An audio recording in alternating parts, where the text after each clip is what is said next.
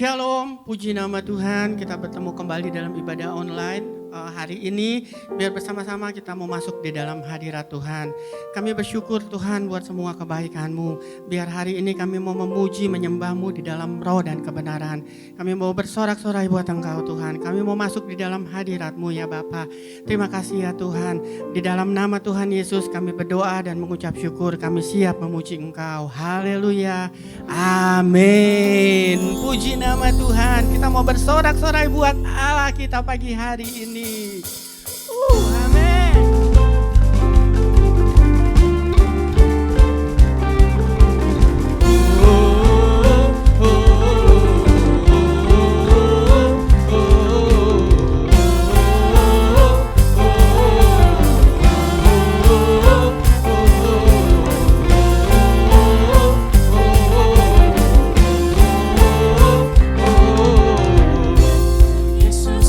Kekuatan di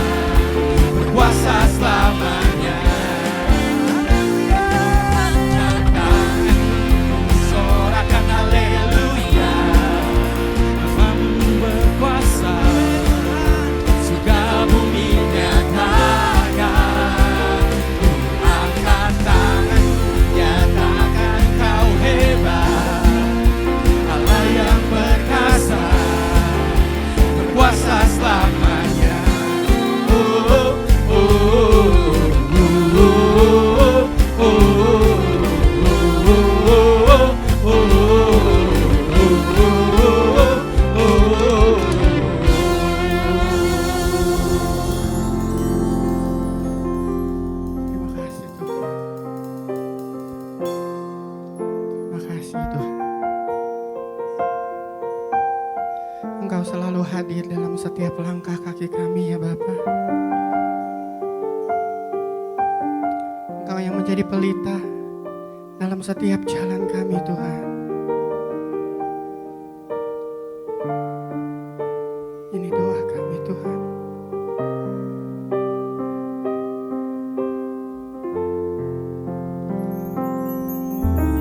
Engkau hadir di setiap langkahku, Kau pelita di setiap jalanku, dan ku tahu hidupku dalam sesuai rencanamu.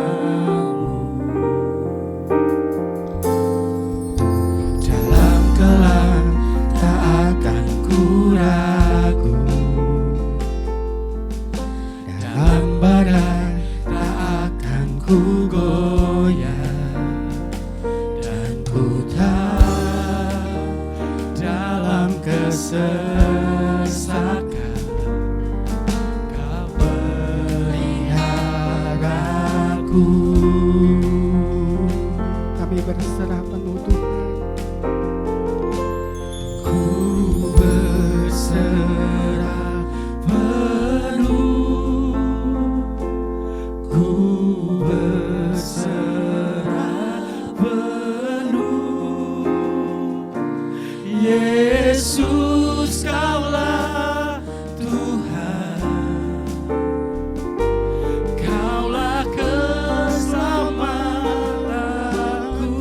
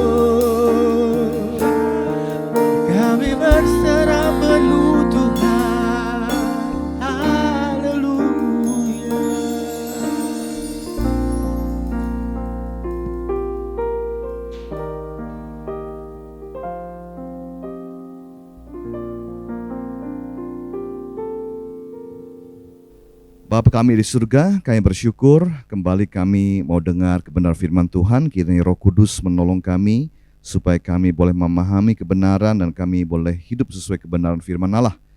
Tuhan tolong kami di dalam nama Tuhan Yesus. Amin. Shalom saudaraku, puji Tuhan, kembali kita akan belajar firman Tuhan. Berapa minggu lalu kita merayakan hari kematian kebangkitan Tuhan kita. Yesus yang mati, bangkit, naik surga. Dan Yesus sebelum naik surga perintah kepada murid-muridnya untuk menunggu di Yerusalem janji Bapa. Roh Kudus turun di hari Pentakosta, hari ke-50, dan gereja lahir, saudaraku. Gereja di dalam Alkitab itu tidak ada kata gereja, yang ada kata jemaat. Kata gereja itu dari bahasa Portugis, igreja, untuk menerjemahkan eklesia. Dan di dalam bahasa Indonesia, kata eklesia bahasa aslinya itu diterjemahkan dengan kata jemaat. Jemaat artinya himpunan umat. Nah saudaraku, kata eklesia itu dari kata keluar dari, kaleo memanggil. Jadi kata eklesia adalah orang-orang yang dipanggil keluar dari dunia ini. Dihimpun oleh Tuhan, dikumpulkan oleh Tuhan untuk menjadi umat Tuhan. Jadi eklesia, gereja adalah orang-orang yang dipanggil keluar dari dunia ini menjadi umatnya Tuhan. Nah saudaraku, kita akan belajar tentang praktek hidup berjemaat, hidup bergereja, saudaraku. Mari buka dengan saya di dalam Matius 18 ayat 15 sampai 20. Ini adalah cara hidup yang memang Tuhan Yesus sendiri katakan di dalam Alkitab. Yesus menyebut gereja itu 2 kali, saudara, di Matius 16 dan Matius 18. Nah kita baca di Matius 18 bagaimana kita bisa mempraktikkan cara hidup bergereja. Matius 18 ayat 15 sampai 20, apabila saudaramu berbuat dosa, tegurlah dia di bawah 4 mata. Jika ia mendengarkan nasihatmu, engkau telah mendapatnya kembali. Jika ia tidak mendengarkan engkau, bawalah seorang atau 2 orang lagi, supaya atas keterangan 2 atau 3 orang saksi, perkara itu tidak disangsikan. Jika ia tidak mau mendengarkan mereka, sampaikanlah soalnya kepada jemaat. Dan jika ia tidak mau juga mendengarkan jemaat, pandanglah dia sebagai seorang yang tidak mengenal Allah atau seorang pemungut cukai. Aku berkata kepadamu, sesungguhnya apa yang kamu ikat di dunia ini akan terikat di sorga, dan apa yang kamu lepaskan di dunia ini akan terlepas di sorga. Dan lagi aku berkata kepadamu, jika 2 orang daripadamu di dunia ini sepakat meminta apapun juga, permintaan mereka itu akan dikabulkan oleh Bapa-Ku yang di sorga. Sebab di mana 2 atau 3 orang berkumpul dalam namaku, di situ aku ada di tengah-tengah mereka. Puji Tuhan. Saudaraku, paling tidak kita akan temukan 4 praktek hidup berjemaat yang diajarkan oleh Tuhan Yesus. Yang pertama adalah saudara saya harus menghidupi rekonsiliasi dalam kasih Kristus. Apabila engkau tahu saudara berbuat salah, berbuat dosa, apa yang harus dilakukan? Tegurlah dia. Saudara, kita mesti belajar ya, taat sama perintah Tuhan Yesus. Kita hidup bergereja, hidup di dalam komunitasnya Tuhan, harus belajar untuk hidup dalam kebenaran, hidup suci. Apabila ada saudaramu berbuat dosa, berbuat kesalahan, jangan didiamkan. Saudara saya yang tahu, dalam kasih kita harus menegur orang itu. Jadi kita mesti belajar, saudaraku, untuk mau menegur karena kasih. Dan kita juga mesti belajar juga mau ditegur.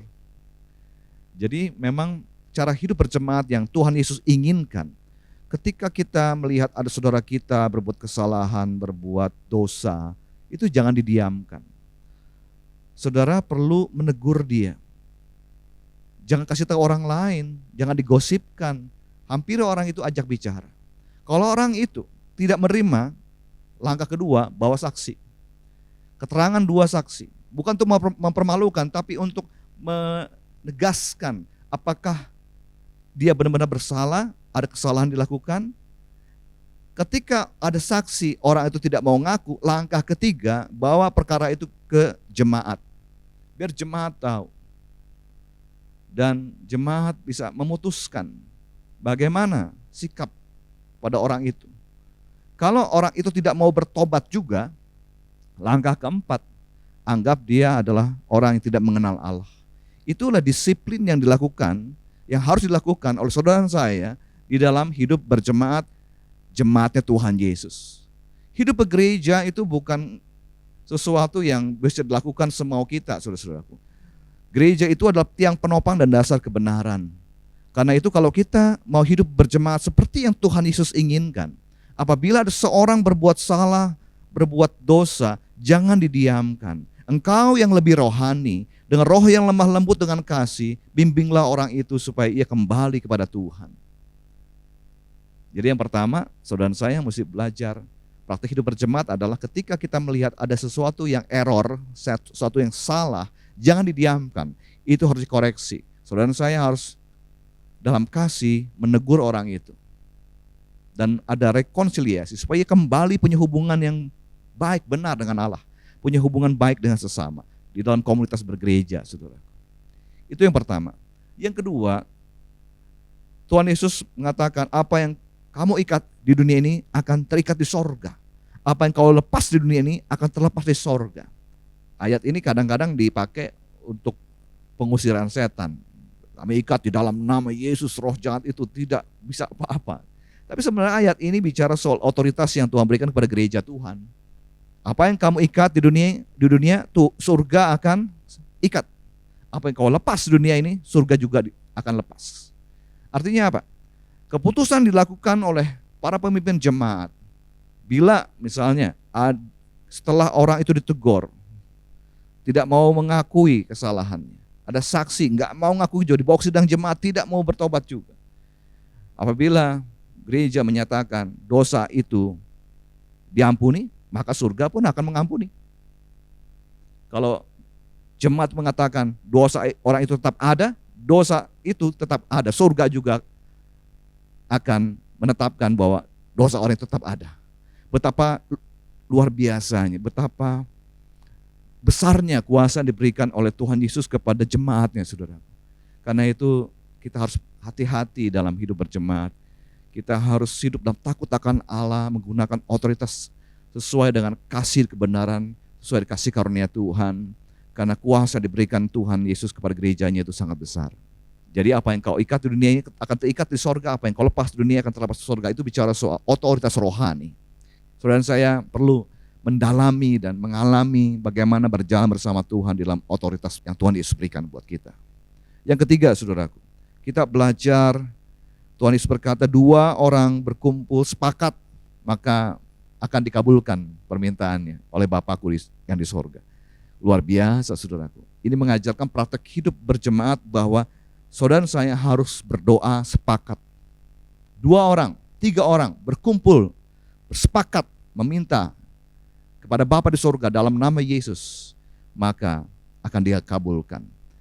Gereja harus menjadi rumah doa, saudaraku. Pada hari-hari terakhir rumah Tuhan akan disebut rumah doa bagi segala bangsa. House of prayer for all nations. Saudara saya harus mendoakan supaya kerajaan Allah datang di bumi ini. Pemerintahan Allah sungguh dinyatakan, kemuliaan Tuhan dinyatakan. Saudara saya mesti berdoa. Gereja yang Tuhan Yesus inginkan adalah gereja yang mendekatkan diri kepada Allah. Gereja yang berdoa. Apakah saudara suka berdoa? Apakah saudara semangat kalau ada doa jemaat? Mari saudaraku, kita kembali untuk mencari Tuhan sungguh-sungguh dan mempraktekkan doa kesepakatan jemaat Tuhan. Kalau kita ingin ada terobosan rohani, kalau kita ingin ada lawatan Tuhan, gereja kita harus jadi gereja yang berdoa, saudaraku. Saya belajar tentang sejarah gereja, bagaimana Tuhan melawat, Tuhan berperkara, Tuhan pakai gereja-gereja, beberapa gereja lokal, dahsyat sekali, saudaraku. Saya mau saksikan ada 2 gerakan yang terjadi, saudaraku, karena gerejanya berdoa. Yang pertama ada gerakan orang Moravia, saudaraku. Itu berapa ratus tahun yang lalu. Ada gereja Moravia di suatu daerah yang mereka itu sangat mencari Tuhan sungguh-sungguh. Mereka berdoa 24 jam sehari beruntun. 7 hari seminggu beruntun terus menerus. Dan saudara tahu beberapa generasi 150 tahun itu gereja berdoa terus. Berarti saudara bisa bayangkan ada kakeknya, ayahnya, anaknya, cucunya, semua berdoa. Dan Tuhan melawat gereja itu. Sampai akhirnya mereka bisa mengutus misionaris 2.800 orang lebih ke luar negeri, saudara. Berapa ratus tahun lalu itu. Betapa mereka bukan jadi gereja yang biasa-biasa saja, tapi gereja yang melaksanakan amat agung Tuhan. Gereja yang sungguh ingin membawa kemuliaan Tuhan supaya orang mengenal Tuhan dan menyembah Tuhan. Bahkan saya sangat digugah, saudaraku, ada kisah bagaimana orang-orang Moravia ini begitu bersemangat dalam beritakan Injil, sampai ada 2 orang, saudaraku, rela untuk menjangkau budak-budak di Afrika. Mereka rela untuk dijual sebagai budak supaya bisa komunikasi dengan para budak Afrika, supaya mereka bisa beritakan Injil. Wah, luar biasa, saudaraku. Itu terjadi karena Tuhan melawat mereka. Yang kedua, saudaraku, adalah gerakan di Bhojpuri di India. Beberapa waktu yang lalu saya pernah ikut konsultasi, para misionaris itu menceritakan bagaimana dahsyatnya pekerjaan Tuhan di Bhojpuri. Ada jutaan orang bisa datang kepada Tuhan. Ya, Tuhan pakai bahkan orang-orang yang buta huruf, ibu-ibu rumah tangga, orang-orang biasa nggak bisa baca tulis, itu dipakai Tuhan bisa beritakan Injil, bisa bikin gereja rumah. Ratusan ribuan gereja rumah didirikan oleh orang-orang yang nggak bisa baca tulis, saudaraku. Bagaimana Tuhan bisa melawat Bhojpuri, jutaan orang bisa datang pada Tuhan Yesus. Kenapa bisa begitu, saudaraku? Salah satunya adalah para pemimpinnya itu suka berdoa. Dan saya waktu baca kisah mereka luar biasa. Mereka para pemimpin itu berdoa tiap hari 3 jam, saudaraku. Secara pribadi. Lalu ketika mereka kumpul bersama pemimpin lain, mereka doa lagi 3 jam. Berarti 6 jam sehari. Makanya pantaslah terjadi lawatan Tuhan luar biasa. Di kitab Habakuk dibilang bahwa Tuhan itu sedang melakukan pekerjaan yang besar. Bahkan kalau dikasih tahu pun kau gak akan percaya. Saking hebatnya Tuhan memakai kita, umatnya. Saya rindu, saudaraku, gereja kita dipakai Tuhan. Dan itu semua terjadi oleh kuasa doa. Gereja yang berdoa pasti akan mengalami lawatan Tuhan. Orang-orang Kristen berdoa akan mengalami kuasa Tuhan dinyatakan. Bilang kau rindu, hidupmu enggak begini-begini aja, ayo sama-sama kita menjadikan gereja kita jadi gereja yang berdoa. Tingkatkan kehidupan doa kita. Tuhan Yesus berkata kepada murid-muridnya ketika Yesus di Taman Getsemani, Yesus berdoa, murid-muridnya sedang tidur. Dan akhirnya Yesus berkata kepada Petrus dan murid-muridnya, tidak sanggupkah kau jaga 1 jam saja? Saudara, saya harus belajar mendisiplinkan diri kita untuk berdoa. Untuk berdoa bagi keluarga kita, bagi gereja kita, bagi kota kita, bagi bangsa kita, bagi jiwa-jiwa yang kita mau datang, bawa mereka kepada Tuhan. Puji Tuhan. Yang keempat, saudaraku, kita belajar dari Tuhan Yesus mengatakan di Matius 18 ayat 20, sebab di mana 2 atau 3 orang berkumpul dalam namaku, di situ aku ada di tengah-tengah mereka. Sebab di mana 2 atau 3 orang berkumpul dalam namaku, kata Tuhan Yesus, di situ aku ada di tengah-tengah mereka. Tuhan Yesus hadir ketika kita berkumpul dalam nama Yesus. Makanya saudara dan saya kalau ke gereja itu jangan asal datang. Kita harus berkumpul dalam nama Yesus. Tujuannya untuk beribadah kepada Tuhan, memuji, memuliakan Dia. Berkumpul dalam nama Yesus supaya apa? Supaya Yesus hadir tengah-tengah kita. Gereja kalau Tuhan Yesus nggak hadir itu hanya perkumpulan sosial, klub sosial. Ada seorang hamba Tuhan, saudaraku, yang bernama Neil Cole. Dia kasih makna gereja. Dan apa yang disampaikan oleh Neil Cole ini berkesan sekali di hati saya dan saya menyetujuinya, betul sekali. Gereja adalah kehadiran Kristus di tengah umatnya. Untuk menjadi sebuah keluarga rohani, untuk melanjutkan misi Kristus di planet ini. Gereja adalah kehadiran Kristus di tengah umatnya. Saudaraku, yang paling penting dalam kita hidup bergereja adalah kehadiran Kristus di tengah-tengah kita. Nah, mungkin ada beberapa orang, gak mungkin lah Kristus gak ada di gereja, kan gereja punya Tuhan. Belum tentu, saudaraku. Mari buka dengan saya Wahyu pasal 2 ayat yang kelima. Tuhan Yesus pernah menegur jemaat Efesus. Jemaat Efesus adalah jemaat yang cinta kebenaran, mereka rajin, mereka sungguh-sungguh, tapi mereka telah di mata Tuhan mereka telah jatuh. Kita baca Wahyu 2 ayat 5. Sebab itu ingatlah betapa dalamnya engkau telah jatuh. Bertobatlah dan lakukanlah lagi apa yang semula engkau lakukan. Jika tidak demikian, aku akan datang kepadamu dan aku akan mengambil kaki dianmu dari tempatnya jikalau engkau tidak bertobat. Saudaraku, Tuhan Yesus kasih peringatan kepada gereja. Kalau kamu tidak bertobat, aku akan mengambil kaki dianmu. Nah, kaki dian kan bicara tempat untuk nyala api, terang. Nah, kalau kaki diannya diambil Tuhan, gereja itu apa? Gelap. Nggak ada terangnya. Gereja bisa mati secara rohani, saudaraku. Tetap kumpul hari Minggu, tetap memuji Tuhan, tapi Tuhan Yesus tidak hadir di tengah-tengah gerejanya. Jangan sampai terjadi, saudaraku, dengan kita. Karena itu mari kita serius, ya, beribadah, praktik hidup berjemaat. Kita harus berkumpul dalam nama Yesus. Kristus biar berkenan hadir di tengah-tengah kita. Ketika kita sungguh-sungguh mempersiapkan diri kita saat datang beribadah, biarlah Tuhan Yesus bisa memakai kita gerejanya untuk memuliakan namanya. Saudaraku, kita sudah lihat tadi ada 4 praktek hidup berjemaat ya. Yang pertama adalah menghidupi rekonsiliasi. Saudara saya, mari kita taat ya. Bila kita tahu saudara kita melanggar firman Tuhan, ada dosa, kesalahan, jangan didiamkan. Mari kita tegur dalam kasih, hindari gosip, langsung bicara 4 mata pada orang itu. Dan engkau yang lebih rohani, bimbinglah orang itu supaya kembali kepada jalan Tuhan. Nah, kita juga mesti belajar membudayakan saudaraku, ya. Di tengah-tengah kita, jangan marah kalau ditegur orang. Kalau orang menegur kita, berarti dia memperhatikan kita, saudaraku. Bersediakah engkau ditegur? Firman Tuhan mengajarkan, hendaklah kamu saling menasihati satu sama lain. Supaya apa? Supaya kita bisa saling memperhatikan dan saling menguatkan, saling menopang satu sama lain. Saudaraku, dalam praktek hidup berjemaat ini kita harus ada bersedia untuk menegur dalam kasih, menghindari gosip, juga dengan rendah hati menerima teguran untuk pertumbuhan rohani kita. Kita harus bangun budaya rekonsiliasi. Bila ada hubungan yang tidak baik, kita rekonsiliasi. Gereja harus menjadi rumah pemulihan, saudaraku. Banyak praktek hidup berjemaat saat ini kurang pas seperti yang Tuhan Yesus mau ya. Ketika ada seorang Kristen ditegur di satu gereja, dia nggak mau terima, akhirnya dia keluar dari gereja itu, pindah ke gereja lain.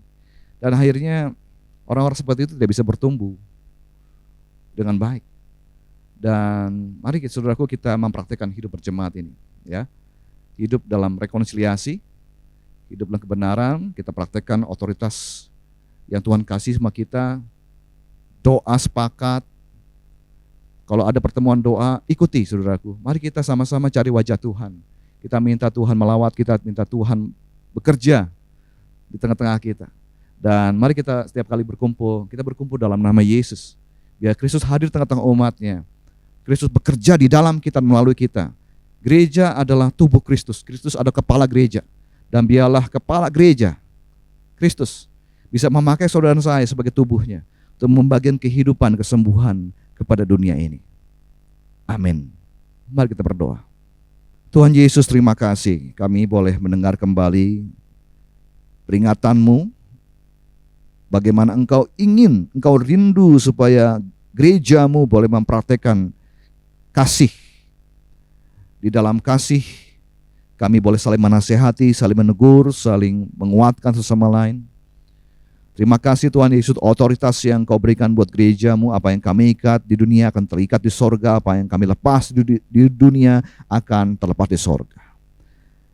Kami juga mau Tuhan gereja kami, gereja-Mu menjadi rumah doa bagi segala bangsa.